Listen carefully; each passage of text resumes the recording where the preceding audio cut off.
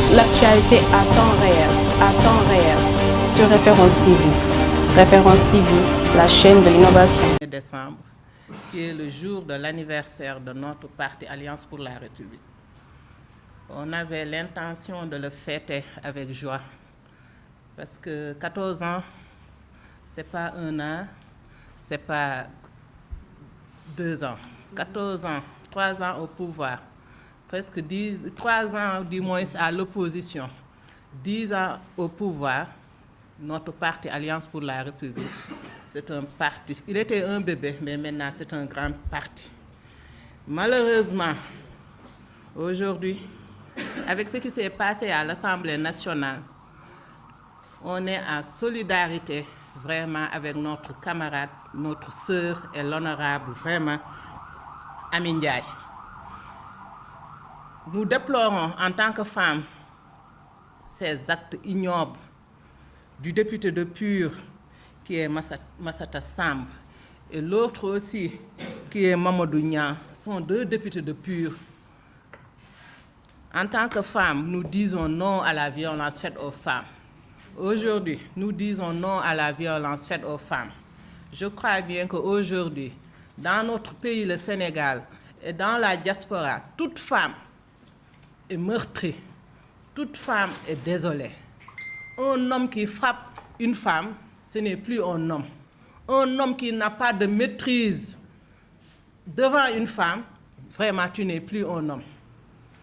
Être homme, c'est avoir vraiment de la pitié, de la tendresse et de l'amour envers les femmes. Les femmes sont nos mamans, les femmes sont nos sœurs. Les femmes sont des références ici dans ce pays. Si on voit un homme qui est élu député du peuple, surtout député, dans un département islamique, département de Tivaouane, on parle de tariqa, de Tidjane, ce que l'islam a dit, pour qu'on protège les femmes. Si aujourd'hui un député de PUR, un député vraiment de Serigne Moustapha Sy, coordinateur PUR, fait ces actes ignobles, on doit se poser des questions. Si notre l'islam qu'il apprenne, est-ce que c'est l'islam, il l'applique après, est-ce que c'est l'islam, comment dirais-je, l'applique. Le Coran, ce qu'il a écrit, vraiment, nous tous, même si on n'est pas du tout loin dans l'islam, mais nous savons que l'islam protège les femmes. L'islam protège les femmes. Nous demandons vraiment que Serigne Moustapha Sy, coordinateur du PUR, si on parle Serigne Moustapha Sy en tant que coordinateur du PUR, on parle en tant que politique. Il est politique. Il n'a qu'à raisonner vraiment ses militants et ses partisans. Si un khalifa ou bien un guide religieux sort de son milieu pour entrer dans le milieu politique, il doit attendre à tout. Il doit attendre à des insultes parce que eux, ces militants, ils nous insultent. Ce problème-là, c'était depuis avant-hier. C'est le député vraiment, Massamba Samb, qui a commencé, qui a pris parole, qui a dit des noms ignobles envers notre président, son Excellence le président de la République Macky Sall. Si c'était d'or entre nous, peut-être il y aura quelque chose d'autre, mais c'était dans l'hémicycle. L'autre honorable femme, elle l'a répondu dans l'hémicycle. Ça, il faut que ça soit clair. Parce qu'il y a 3 jours de cela, il n'y a que la vidéo de la dame qu'on est en train de circuler. Mais vous, journalistes, faites vos recherches. C'est le député Massamba Samb qui a commencé, qui a pris parole, qui a dit des sales vérités envers son Excellence le président de la République Macky Sall. Et l'autre député a répliqué. Ça, il faut que le Sénégal cherche, le monde sache que c'est Massamba Samb qui a commencé vraiment, qui a commencé cette histoire au niveau de l'hémicycle. Je remercie encore une fois les journalistes yi ci seen présence comme ni ma koy waxee toujours heure bu ñu leen woowee te jaaxle rek ngeen ñëw taxaw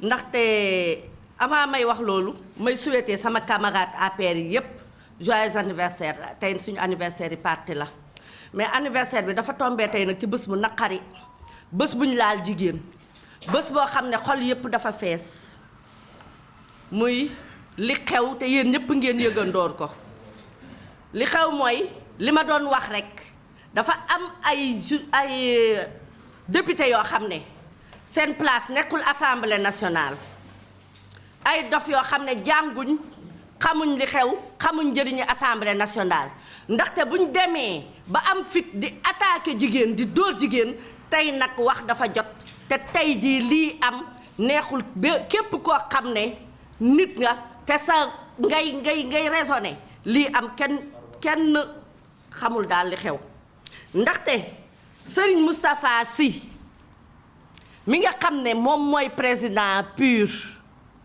suñu sëriñ la waaye nag ñu wax ko ca dee sëriñ luñ ci xam ñëw jox la àddiya tàllal la loxo ñu ñaanal ñu ndaxte man mii di wax ak yow tiijaan pire laa waaye sëriñ boo xam ne day jël ay nit di leen teg ay député nee na yow ay député am leen comme day politique nag dañuy wax ak moom ndaxte du jëlee ba jël ñooñu jiital leen muy Massata Samb mi nga xam ne mi ngi dëkk Tiwaawan Massata dafa dóor ànd ak ki ñuy wax Mamadou Niang ñu dóor suñu camarade ñu ngi dóor nag jigéen bu am jom jigéen bu jàmbaar man fekk naa ko Kaffrine muy benn camarade boo xam ne macha allah parti bi rek lay dawal ak njëriñu jigéen ñu koy wax Ami Ndiaye Jibi Kaffrine la dëkk dañ koo dóor boobu nag tey moo andi tey suñu intervention nii ñëw jàkkaarloo ak yéen presse bi pour wax ak ñoom jigéen dañ ko war a teral jigéen nañu jur